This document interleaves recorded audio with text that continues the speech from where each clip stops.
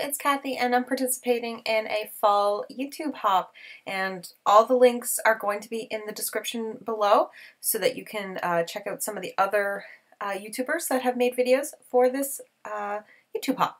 And so we're all focusing on fall and autumn type inspiration, and I have been watching a lot of Wilna Furstenberg lately, and she has certain color combos that she really likes.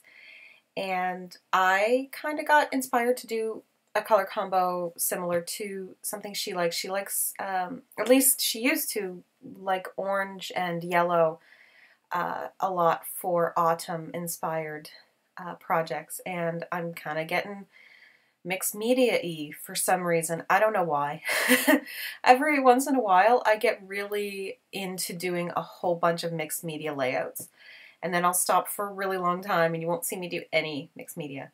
But I started with like a peach, and then I went to a darker orange, and I didn't want it to be too dark, so you can see I matted it up a little, soaked up some of the excess.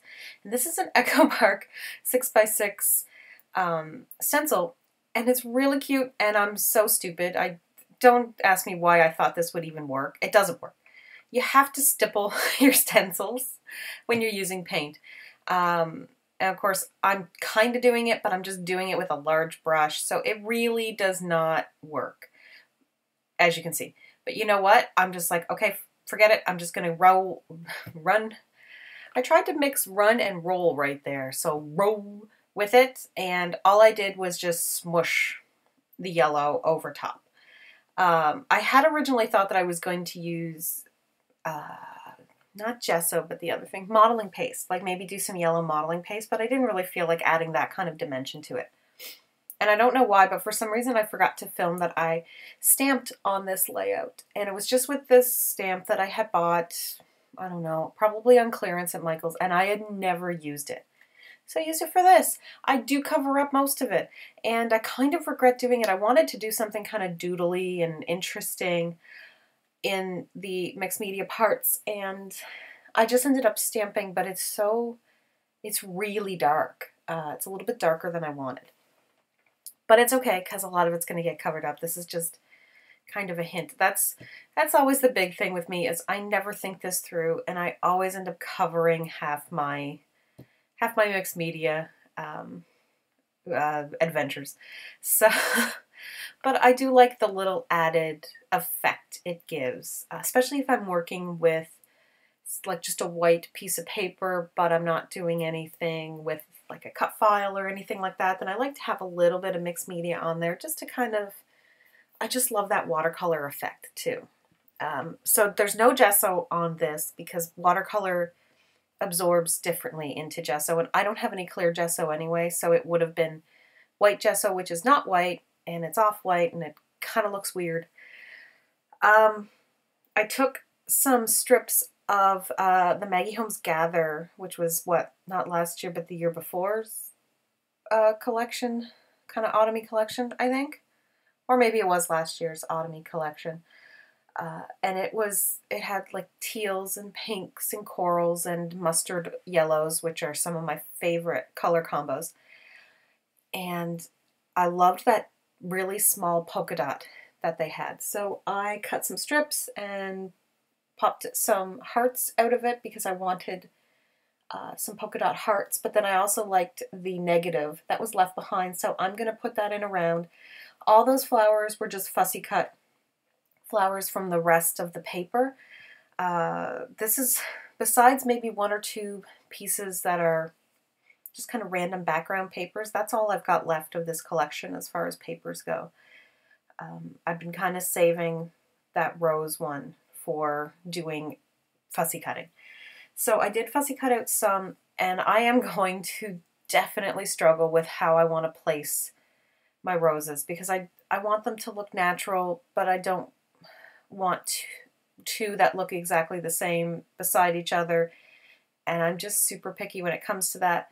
I decided to fussy cut out some of the frames. I had two pieces left, or sorry, I had bought two pieces of that frame paper when it originally came out because I liked the blue, so I do have to use the rest of it with the blue because I haven't actually used it with the blue yet.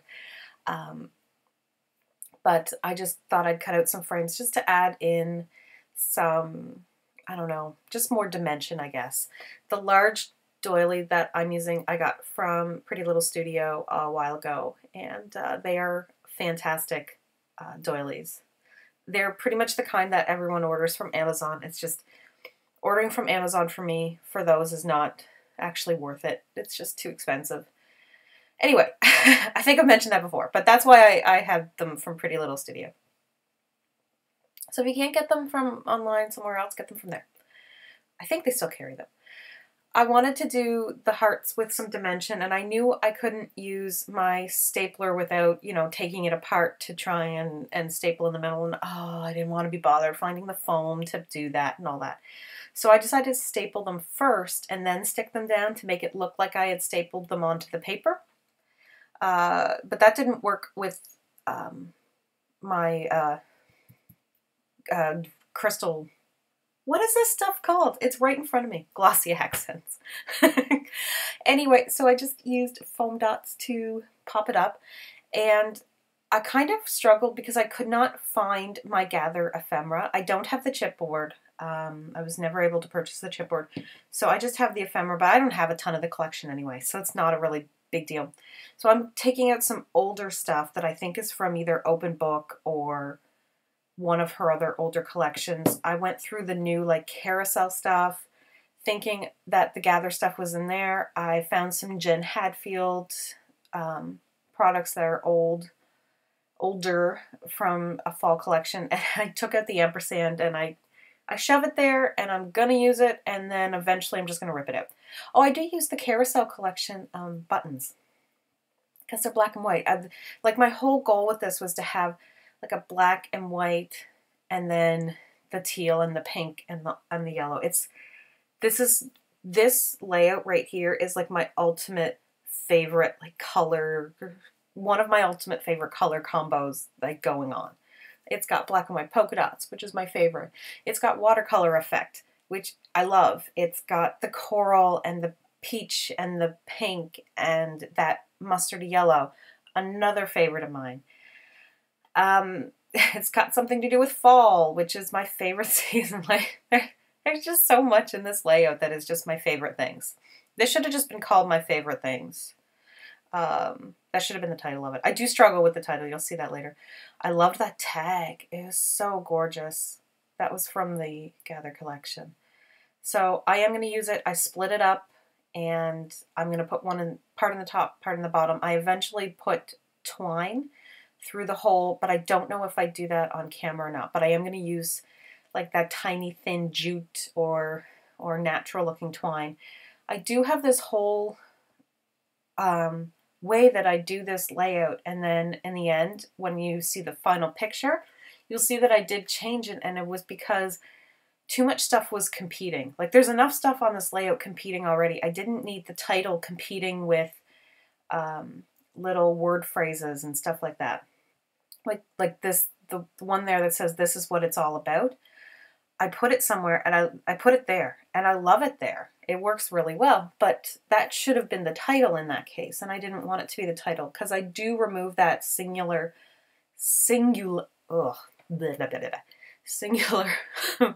rose. All I could think of is in Hotel Transylvania when he's like, "I don't say blah blah blah," because I was going blah blah blah blah. Anyway, sorry guys. Off topic.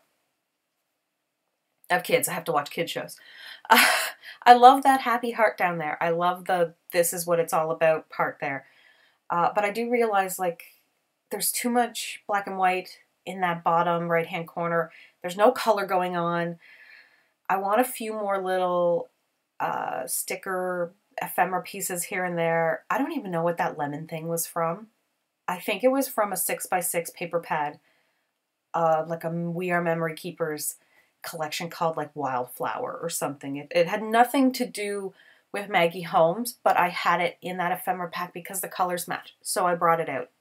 Has nothing to do with fall either. It's about lemons, but it was just adorable and I loved it. And I put things on my papers because they're adorable. I put the little arrow finally. I'm going through this chipboard, which is Maggie Holmes' Gather or Bloom chipboard or something like that. I found few more ephemera pieces I wanted to use. I take that 3 because I wanted it for her age till I remember off camera after this is all done. She's not 3 in this picture, she's 2. So I do go back and switch it for a 2. And I move where it does end up. But yeah, it took me a really long time to get the title right. You're actually going to see me really struggle because I find these rubber these rubber alphas, and they're from a Studio Calico kit that I got a long time ago. Here's the thing, they're not sticky in a good way. Like they're sticky on the wrong half. They don't stick to the page, so you'd have to individually stick them down, except they don't, you can't work. I couldn't work with them, and it might be because they're too old. Maybe they lost their stickiness. I don't know. Aren't they pretty? I had to turf them. They were just pointless. Like they don't stick, but I can't get adhesive on them without them crumpling up and ruining. And I know it's crazy to turf, but sometimes you just gotta, you hold it in your hand and you say, is it worth it? Was it worth it to keep them? No, they were not going to make me happy. They were just going to make me frustrated. So I got rid of them. I do wind up using a different rubber alpha from Studio Calico that I got a long time ago that does have a sticky side. So thankfully they do stick down. And they are cute as well. So it ends up working out. But yeah, I'm showing you my frustration. Of course it sucks because then some of the paper, you can't see it on the video, but some of this paper has little marks from where I've moved things that were stuck down, and so I'm trying to cover that up desperately because I can't stand the idea of you being able to see it, even though you really can't actually see it. I can see it, I know it's there, and I know I want to do some journaling, and it's kind of a matter of where I want to do the journaling and everything like that. But aren't these really cute alphas? So they're gray. I thought that they worked without detracting from the overall layout. They kind of brought in a new color. They matched the little stripe on her hat very well. So yeah, I thought that they worked out really well. So I think I just write the cutest pumpkin. She is cute as pumpkin. She's my little pumpkin. And yeah, that's pretty much it. Besides the few things that I am going to eventually move around that you'll see in the final photos, I am going to use Heidi Swap Color Shine in the peach, and it's very orangey, which is great. So this kind of brings in the orange from the pumpkins into this layout, because as of right now, you don't even see that. And I do back this this whole layout because with me, if it's a white background, it needs something to ground it. So I do back it with an old piece of open book. And that's just, yeah, to ground it. But that's pretty much it, I think. I don't know when I say goodbye because it always just cuts off. Or when I wave or whatever it is I am going to end up doing. But this is like a super busy layout, but this is kind of my style, right? So I do love how it turned out. So thank you guys so much for watching. I hope you enjoy the blog hop or YouTube hop. And have an awesome day. Maybe? Oh, now I'm going to write the... Jeez, I jump the gun every time. Alright, yeah, but I'll see you guys in the next video. Bye.